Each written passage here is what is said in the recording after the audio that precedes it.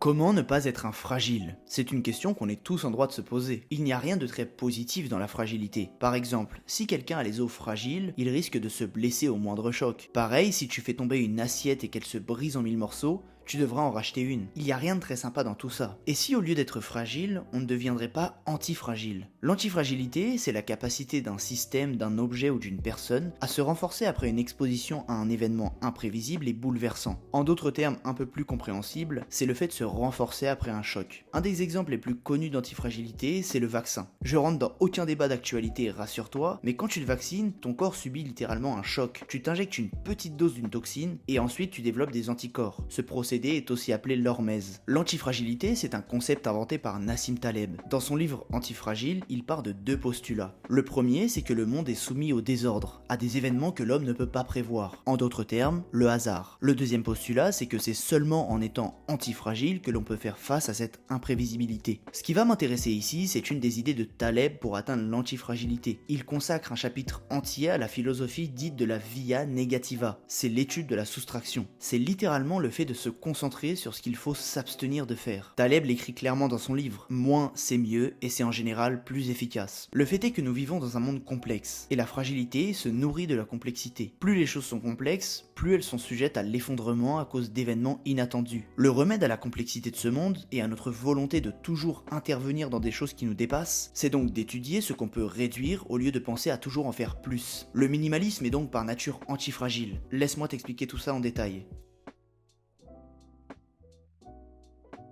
À l'époque où je passais le bac, j'étais loin de m'y connaître autant qu'aujourd'hui en productivité et en efficacité. Pour tout te dire, j'étais même un bon flemmard. Donc comme tout flemmard qui se respecte, j'ai attendu la dernière semaine avant les examens pour tout réviser d'un coup. Évidemment, devant tout le travail qui m'attendait, j'ai eu recours à la fameuse technique de dernière minute, c'est-à-dire me concocter un emploi du temps ultra chargé à la minute près pour être le plus efficace possible. Malheureusement, je savais pas que créer un emploi du temps aussi chargé était une erreur. Rappelle-toi de ce que je t'ai dit sur la fragilité et les systèmes complexes. Plus quelque chose est complexe, plus un événement imprévisible peut le chambouler. Eh bien, c'est exactement ce qui m'est arrivé toute la semaine. En prévoyant une plage horaire de 10h30 à 11h45 et une autre plage horaire de 11h46 à 13h, imagine ce qui se passerait si j'avais un impératif à 11h53. Eh bien, malheureusement, ce genre d'impératif est arrivé bien plus souvent que je le croyais. Donc, je n'étais pas du tout efficace et j'annulais beaucoup de sessions de travail. Enfin, en plus d'être fragile, l'emploi du temps trop complexe est décourageant. Face à la montagne de choses que tu as à faire, tu as beaucoup plus de mal à t'y mettre et tu es moins productif. Si tu veux comprendre pourquoi travailler moins c'est travailler mieux, je te renvoie à mes différentes vidéos sur la productivité. Bon, finalement, je te rassure, l'emploi du temps fragile n'a pas eu raison de moi, car j'étais pas mauvais à l'école. Mais c'est quelque chose que je ne fais plus du tout dans mon organisation actuelle.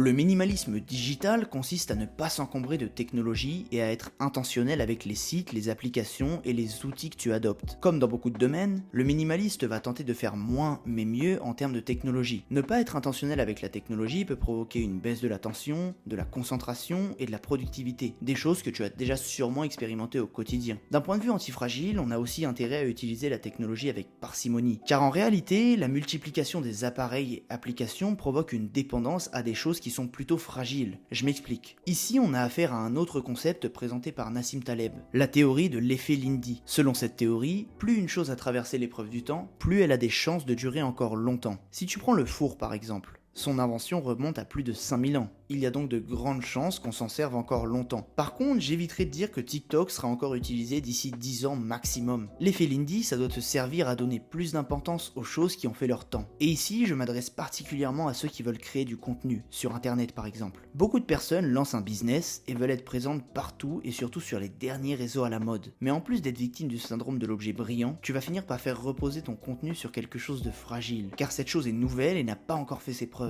C'est d'ailleurs en partie pour ça que je communique beaucoup par mail. L'email est une des plus vieilles technologies d'internet qui soit encore en vie et je pense que c'est pas prêt de changer pour l'instant. Du coup, si tu veux avoir accès à du contenu encore plus poussé que je ne partage pas forcément sur YouTube, rejoins-moi dans l'aventure des lettres minimalistes. Ce sont des mails que j'envoie plusieurs fois par semaine pour te partager des conseils et anecdotes en rapport avec le minimalisme, l'énergie et la productivité. Clique sur le premier lien en description pour ne pas rater la prochaine lettre. Donc, pour revenir au minimalisme digital, demande-toi comment tu vas utiliser une technologie avant de l'adopter. Utilise-la seulement si elle rend ta vie plus facile ou meilleure.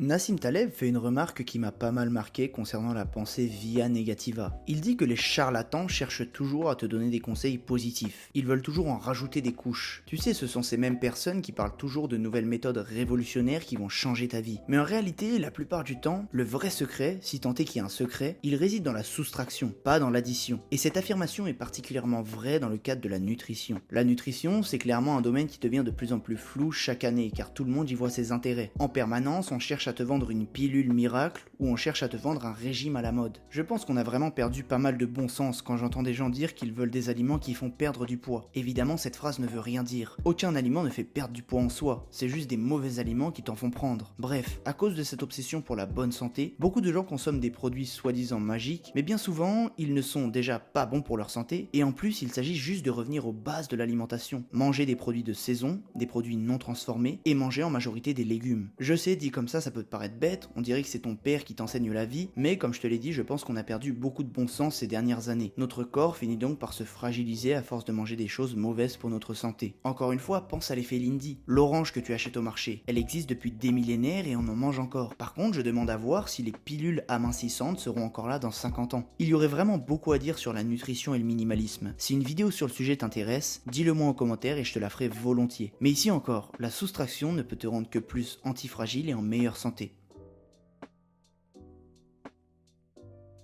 Je te le disais dans ma vidéo sur la diète d'information, mais au moins tu consommes de l'info, au plus tu peux consommer de l'info de qualité. Et au plus tu consommes de l'info de qualité, au plus ton bien-être global augmente. Qu'est-ce que c'est de l'info de qualité? Eh bien, je te donnais un conseil très simple. Arrête de donner de la valeur à du contenu quotidien. Pour la simple et bonne raison que plus une information est vieille, mais pas erronée pour autant, plus elle a de la valeur et elle a des chances de tenir au fil des années. C'est d'ailleurs ce que Nassim Taleb entend quand il parle de donner de la valeur à ce qui est ancien. Il parle beaucoup de la sagesse antique à travers ses ouvrages. Puis en réalité, il n'y a que voir le regain actuel d'une philosophie comme le stoïcisme pour comprendre que beaucoup de choses qui ont été dites, parfois il y a 2000 ans, sont réécrites aujourd'hui de manière superficielle dans certains livres. En réalité, ce n'est pas un mal en soi. Je pense notamment à des auteurs comme Ryan Holiday qui remet la sagesse stoïque au goût du jour. Et si des gens découvrent de cette manière, c'est mieux que rien. Mais c'est juste une preuve de plus que ce qui perdure marche. Et dans la mesure du possible, consomme de l'information en faible quantité mais qui a fait ses preuves. Pour Nassim Taleb, s'enrichir commence en apprenant à ne pas s'appauvrir. Un bon moyen de gérer ses dépenses, c'est de ne pas dépenser n'importe comment et de se demander ce qu'on peut réduire, optimiser ou enlever de son budget. Taleb rejoint d'ailleurs Warren Buffett qui disait que la première règle pour gagner de l'argent, c'est de ne pas en perdre. Ici encore, ça paraît très simple dit comme ça, mais comme je le disais avec la nourriture, l'ingrédient magique n'existe pas. Et beaucoup de gens ne font pas preuve de bon sens, surtout avec l'argent. Il faut donc d'abord se concentrer sur une optimisation de son budget avant de chercher à faire du profit. Ni le Bitcoin, ni les guides pour devenir riche en 10 étapes ne t'aideront si tu comprends pas déjà cette règle fondamentale. Être minimaliste, c'est d'une grande utilité pour la gestion de son budget. Ne pas surconsommer tout et n'importe quoi, être intentionnel avec ses achats et ses finances et savoir tenir un budget, ce sont des choses qui font partie intégrante du mode de vie minimaliste. Tout ça, ça s'appelle évidemment éviter de s'appauvrir. D'abord, on soustrait et on s'abstient de faire des achats inutiles. Ensuite, on peut chercher à faire fructifier son argent. Et comment est-ce qu'on réussit à moins dépenser? Eh bien, on apprend à moins désirer. Cette baisse du désir, elle passe par le fait de comprendre que le bonheur, il ne réside pas dans le matériel mais dans l'intentionnalité. Voilà qui conclut cette vidéo sur le minimalisme et l'antifragilité. J'espère que ça t'a donné envie d'inclure un peu plus d'antifragilité dans ton quotidien grâce à des pratiques minimalistes. Évidemment, le concept d'antifragilité s'étend au-delà de la via negativa. Nassim Taleb le dit lui-même, un livre qui peut être résumé en quelques minutes ne vaut pas la peine d'être lu. Bon, même si je le trouve un petit peu extrême sur cette idée, il a le mérite de bien montrer l'exemple. C'est pour ça qu'il y a encore énormément à apprendre sur ce concept en lisant le livre. Je te mets un lien en description pour te procurer le livre si tu veux approfondir ce sujet passionnant. Et si tu veux aussi approfondir tes connaissances en termes de minimalisme, énergie et productivité, c'est tout à fait possible en accédant aux lettres minimalistes. Clique sur le premier lien en description pour ne pas rater le prochain mail et commencer à t'améliorer sur le chemin de l'essentiel. Laisse-moi un petit j'aime, abonne-toi à ma chaîne et partage cette vidéo si elle t'a plu. Ces petites actions m'aident beaucoup donc je t'en serai vraiment reconnaissant. De mon côté, je te dis à la semaine prochaine pour une nouvelle vidéo minimaliste.